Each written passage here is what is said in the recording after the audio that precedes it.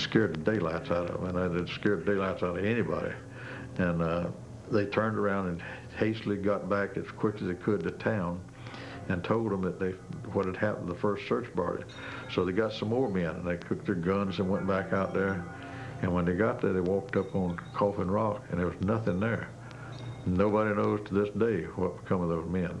At Coffin Rock, when the search party was sent out to find the bodies, none of the men in the search party seemed to have given the same directions back. You know, who knows? I think that they all, sad to say, they all got really scared, chickened out, and ran back to the town and said the bodies disappeared. So, you know, it's obviously something supernatural.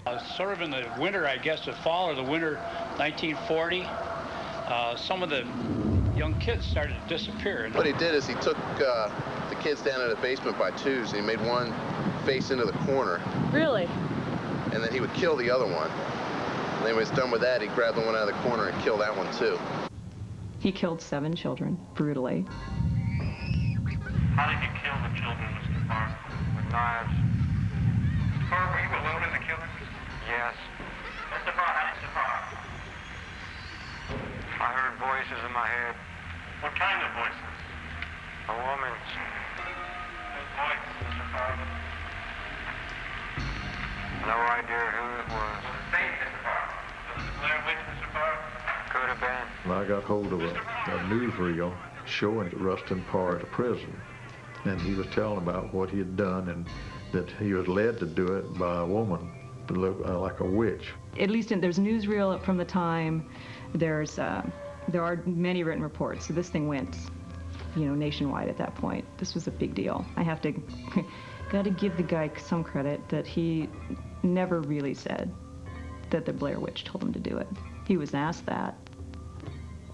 And again, the Maryland Historical Society came, confiscated my film, took it back to their place. I don't have nothing to do with them no more. They're just, I don't have no dealing with them. Of course, I probably haven't got anything left they won't.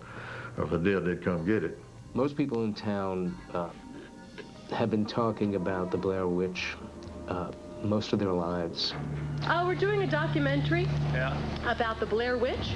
Oh. I saw the movie. I like the beginning parts of it where they're actually talking to people in the town. I thought that was very interesting. It's people I haven't really met, and you know, then you're getting the actual stories about a person that actually lives there in the town saying, hey, yeah, I remember the Blair Witch. You know, they didn't seem to all believe in it. Maybe a few did, so that was kind of interesting. You know, once we got into the whole woods and running away and screaming, and I don't know. I think that they've all got the last laugh is what I think. Somebody makes a lot of money on something, or something exciting happens, everybody wants to get in on it. And now there's a bunch of books being written and another sequel coming out to the movie because of the man that was killed up there in the summertime. I think it's all asinine myself. Erica, what happened to you? Don't be afraid. You know who it is. What? And you know what you have to do. Erica! It's almost impossible not to draw a connection between the recent killings and the Blair Witch. I personally discourage people from doing that. It's a really unhealthy environment. So where are we going first? The ruins of Rustin Parr's house. That guy, you heard the voices to kill, right? Yeah, 7 little kids were. Dead ahead. Welcome to the Parr Ruins, ladies and gentlemen. It's supposed to be the place where they found Heather's footage. He got into a lot of trouble. He had a really dark sense of humor.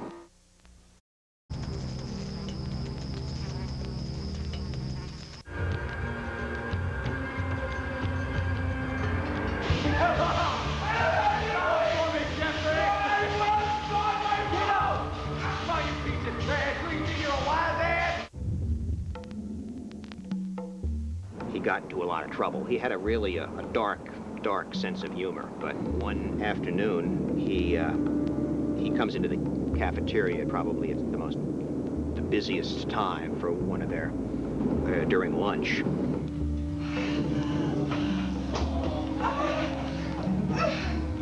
He had read this book, and he'd rigged up kind of a baby syringe to his arm, and so the blood was all faked.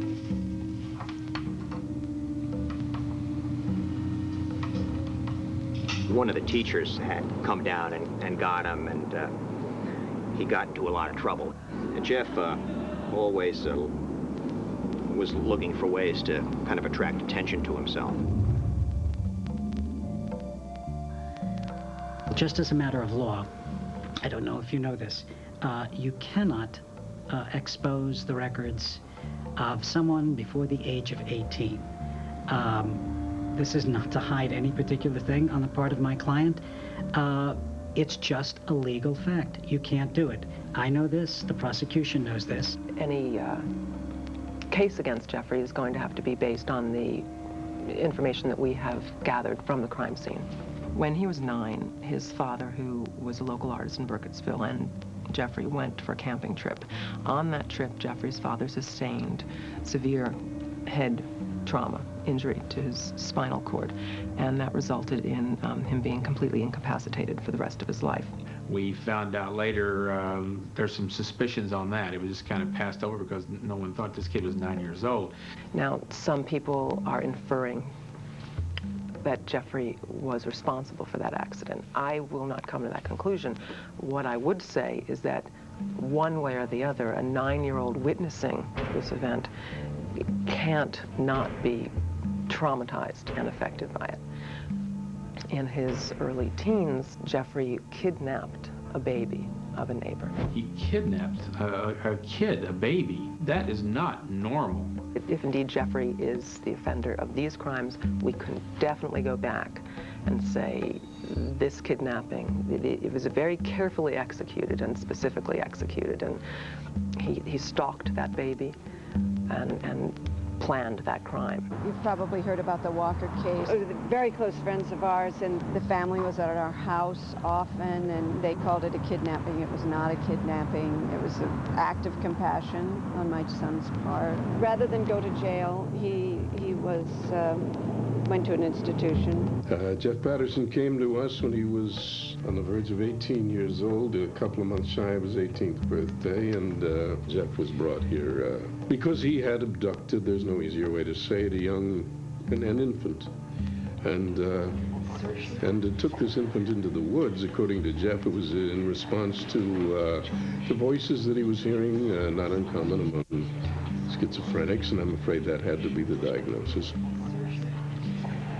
I met a very bright, a very energetic, and when I say energy, I'm not just talking about physical energy, I'm talking about psychic energy, I'm talking about the energy of soul that he brought to the world. So he's apparently been on medication for it. There's no cure for it, but if a schizophrenic stays on medication, the symptoms are repressed.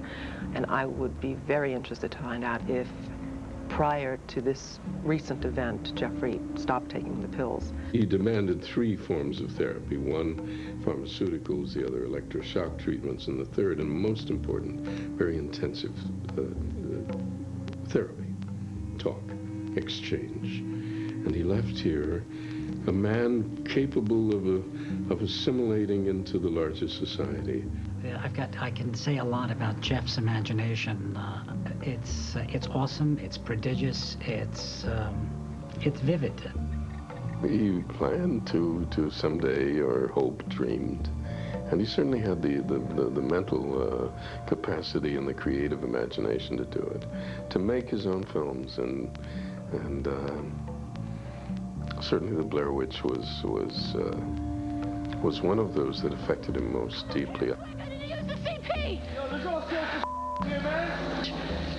This is crazy. The Book of Shadows was, I believe, the title of the movie that he planned to make. To look at his room, it looks like a shrine to the Blair Witch.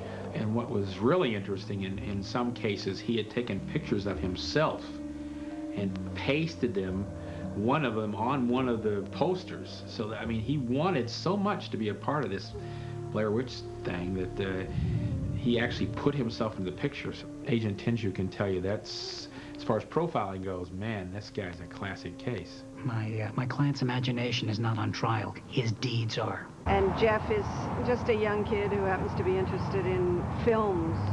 Dear Mom, I think it's time for me to come home. I don't think it makes any difference if I'm here or if I'm there.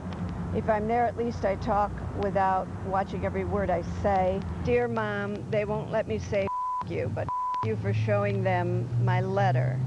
I guess they'll see this one too. Don't bother coming up for Christmas, Jeff. To me, one of the saddest parts of this case is the fact that Jeff Patterson was even let out of the mental facility. Well, if we didn't think that it was right to let Jeff back into society, we certainly never would have. These bodies would not be out in the woods today if he'd still been where he should have been, locked up. The local sheriff Cravens and the deputy, they didn't understand, but they didn't help us a whole lot. They hindered our case. I think the FBI is happy. I mean, they see what resources we have, and in terms of covering the crimes, I think they see that we're doing everything we can. The Blair Witch Hunt provides all amenities while you risk certain death and dismemberment. Give it up. What's up with all this camera stuff? To record all occult phenomena that may manifest itself in the course of the tour. When you've got a town of 500 people, murders create a terrible sensation. This is my lucid sci-fi. Why are we seeing all this okay? Why is all this happening? I don't know. Collective delusion. Group hysteria. It's what I'm writing my book about. You get a bunch of people together, you get them scared enough. Dude, spare us the bullshit. Please. My sister was brutally murdered. My son was taken in a violent way. His life was taken. Some of the families, including my family, are banding together to try and so-called fight this.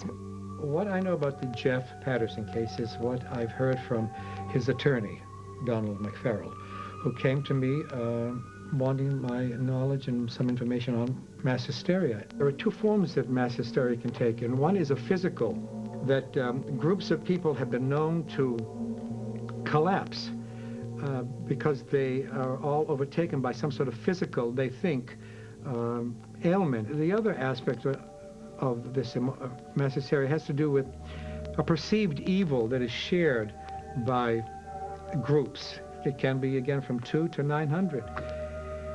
And we can go back to something which is an example of Hitler's rise to power, where he, as the whistleblower, inspired the whole country to believe that the source of their problems and the source of the diminishing economy and was the Jewish population, the Jewish race.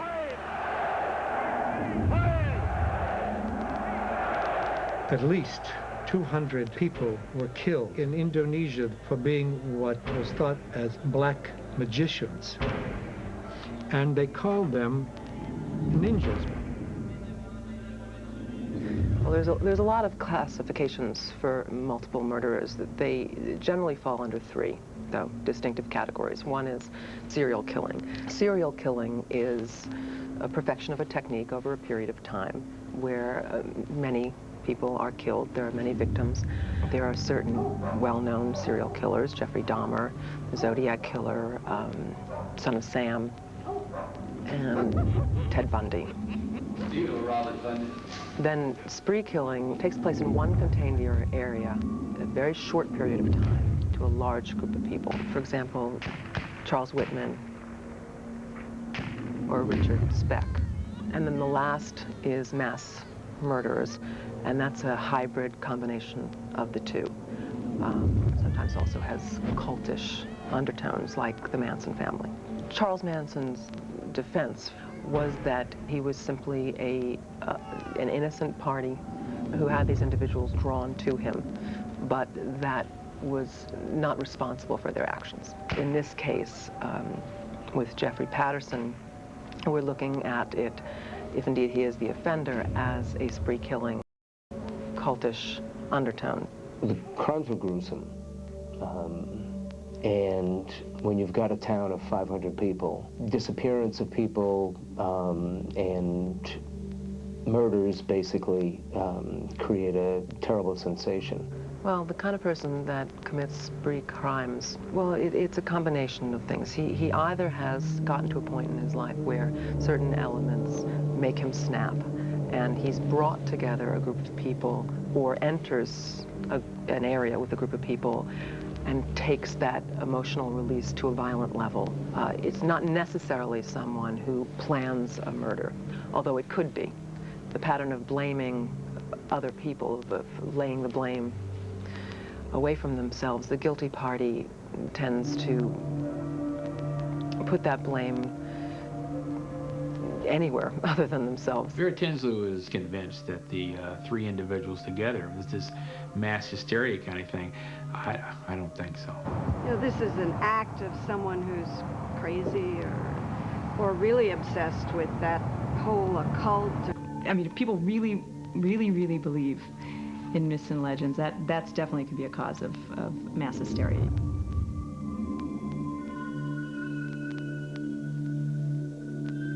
So Jeff is very charismatic, very charming. He knows how to hook you. The guy knew what he was doing. He had a plan from the start. So he took 3 or 4 days in the woods to figure out, you know, who the victims were going to be and who his accomplices were going to be. And I guess I was an accomplice. I don't know, maybe he thought he was the Blair Witch. I couldn't imagine what goes through Jeff's mind, but I can guarantee you I wouldn't have done this. I don't know that much about the other two that have been accused in the Jeff Patterson case because I haven't been given much information on them. The two people who are accused of conspiring with Jeff Patterson don't even have a long relationship with him. One of them, as I may have mentioned, had minor run-ins with the law as a teenager. The usual thing. There was an assault case, but that was high school. Stupid kid stuff. The other kid, clean record. Most definitely Jeff Patterson is the killer. He acted alone. Yes, he had these other two individuals as hanger-ons, but as far as the murders go, I'm convinced he acted alone. I think people that come together and become obsessed and frightened usually don't lead to a good end.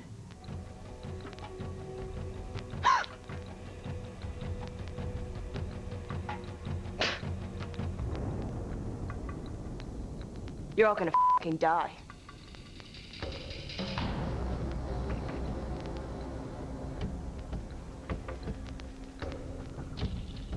You want to kill me?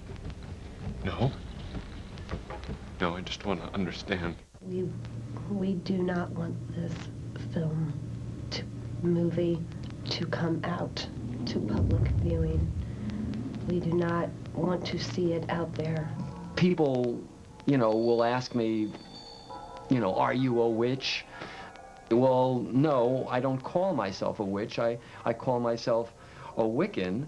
The Wiccan beliefs are that we can create our own reality, so to speak, and we use different ways of doing that. You know, some people say we do spells, we practice manipulating things, but this is against our religion.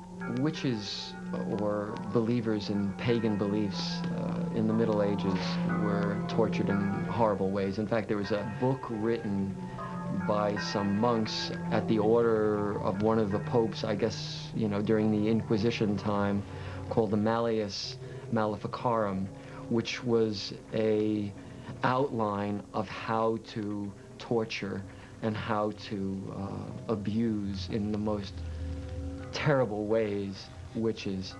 Many people were accused of being witches, which would explain a kind of behavior that came from a repressive society. As we look back, the kind of sexual frenzy was experienced by these young women. But of course, at the time, it was attributed to that they were being possessed by witches or by demons. When we look at what's happened with this film phenomenon that's going on now, you know, and I don't want to say anything negative about, you know, filmmakers, but, you know, people want to make money. And sensationalism brings about money. They're doing a lot of fictitious writing into it to make it, to blow it up, make it more spectacular. We must have fallen asleep. Asleep? It's like we must have blacked out. I know, the last thing I remember was that other tour group. Oh. Yeah. Those f***ing weeds. Who else could it have been, huh? They came back from Coffin Rock and ripped us off. Ripped. Witness 18 frightening fables of horrifying. One topping pizza and a 2-liter of Coke for $9. Earth and fire and water, smoke Persephone, I invoke. By earth and fire and water, smoke Persephone, I invoke. By earth and fire and water, smoke Persephone, I invoke. By earth and fire and water, smoke Persephone, I invoke. By earth and fire and water, smoke Persephone, I invoke.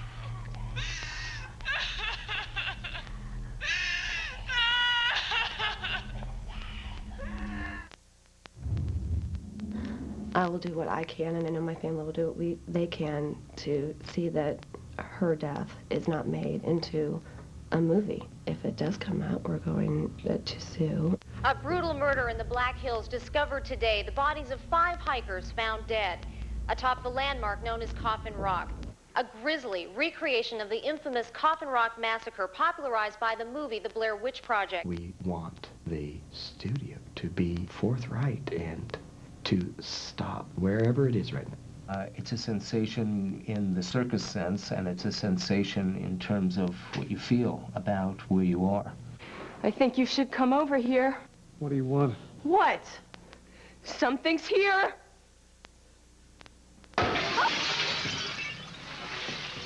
Last September, Burkittsville local Jeff Patterson, along with 2 others, were arrested for multiple counts of murder, kidnapping, resisting arrest, along with a host of other crimes.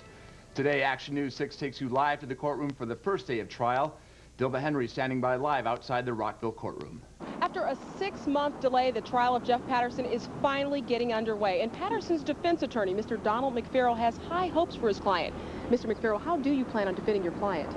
I am going to go to what I would think any logical and reasonable mind would go to, namely the circumstantial nature of the evidence. Now, many people believe you have an uphill battle with this case, given that most, if not all, of the community thinks that your client is guilty. How do you respond to that? Well, I don't feel like I have an uphill battle, and I know there are many people in this community who see beyond the appearances of things. Now, what about the other 2 defendants in this case? What, if anything, was their level of participation? Well, I cannot and would not comment on that for the simple reason I wouldn't want to jeopardize anything, and they have their attorneys, and that would be better addressed to them. Okay, very good. Finally, one last question. Is there anything at all you'd like the people of Maryland to know about Jeffrey? Absolutely. I'd like the people of Maryland to know that Jeffrey and I are very confident and very optimistic about the outcome of this particular case. Okay, all righty. Mr. Donald McFarrell, thank you very much for your time. That's it for now. Back to you in the studio. All right, very good. Can I ask you a question? How you doing? Fine, thank you. I'm sorry, I gotta go. It's about the Blair Witch. There is some kind of, like a force out there. There's been murders here before, and these particular murders, the most recent, I mean, there was somewhere around 10. I think it's 10 bodies. There are people in this community, whether it's the sheriff's department, they don't want to bring that attention to it. They don't want to bring that attention to the fact that there's been 10 hideous murders here. And really, they don't want to bring the attention to the Blair Witch legend. It's that Dungeons and Dragons, that game where they all sit around and obsessed and actually become part of the characters. Well, I think Blair Witch was this guy's Dungeons and Dragons. The Blair Witch and this particular case, a lot of people have kind of tried to tie the 2 of them together. But anybody around here would make that connection immediately. I don't buy the Blair Witch at all. I think that's a lot of phony stuff. Everything looked so authentic. It seemed kind of like it must be real. And I think that she's probably up there. The dark influences of the town and of the Blair Witch and of Jeff's particular life in the past seem to have some kind of a relation. About come from Michigan, and we sell monkeys down Who's to say whether there's real witches or not? It's especially if you live up in them mountains, You can probably see a lot of things that you don't want to see, but it's, in your mind, it's true. You know, people think we're weirdos or, you know, practice the black arts or, you know, draw blood or do any, you know, we don't do anything like that. A sequel being made out of these killings trivializes real deaths. Their memories are truly being dishonored in this way. Extremely dishonored. It's just not how it's going to be. Alphabet. They say it means you've been touched by a witch, that you're next chosen to die. First and foremost, the largest thing was some of the murders were they took place at his house. What about 2 bodies in my client's home? Even though that may seem damning, you really have to personally connect these bodies. They were committed in private homes. But all I know is there's 2 bodies there, and there's enough evidence from those bodies that I think we can tie in Mr. Patterson. It's been a little over a year since Jeff Patterson and the others involved in this case were taken into custody for the multiple murders at Seneca State Park and Black Hills National Forest. The Blair Witch Shrine, although that doesn't indict him, certainly is another indication of his obsessiveness. He's entitled to do whatever the heck he wants to do. I'm not afraid to say I'm a believer. To a degree, I'm a big believer. There are people who have lost touch with reality. The Blair Witch Project is obviously a phony, and this is a real thing. I don't believe scientifically in legend, myth, any of this. When anything happens, she will be blamed for it, especially if it comes in a 60-year time period. I would like to see all of this get cleared up as soon as possible. I hope his potential for a productive and creative career is not cut short. I would like to see what other crimes have been committed, what criminals have been in this particular area of the country. Who knows? Who knows what went on in his head? I just don't know. Jeff was not violent by anybody's definition of serious violence. There is a violence that these young people experienced, in a sense they're experiencing it all over again. The media excites the imagination of people. They're there to sell papers. When you go to a guy's house, you find 2 bodies there. What do you think? Again, there are no easy answers to any of these problems. I'm looking forward to seeing the sequel for several reasons, and the main reason I want to see it is because I want to see who they got to play Ron Cravens. Get out of these woods and go home! There is no Blair Witch! And through this entire time, the names of the victims have been withheld. Authorities here have neither arrested nor detained any other suspects in these killings. Cameras have been banned from the courtrooms to prevent what some are already calling a media circus.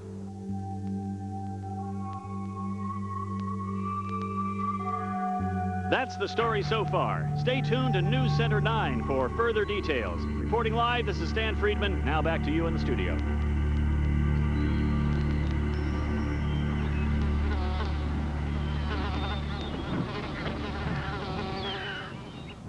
Next on SciFi, The Darkling.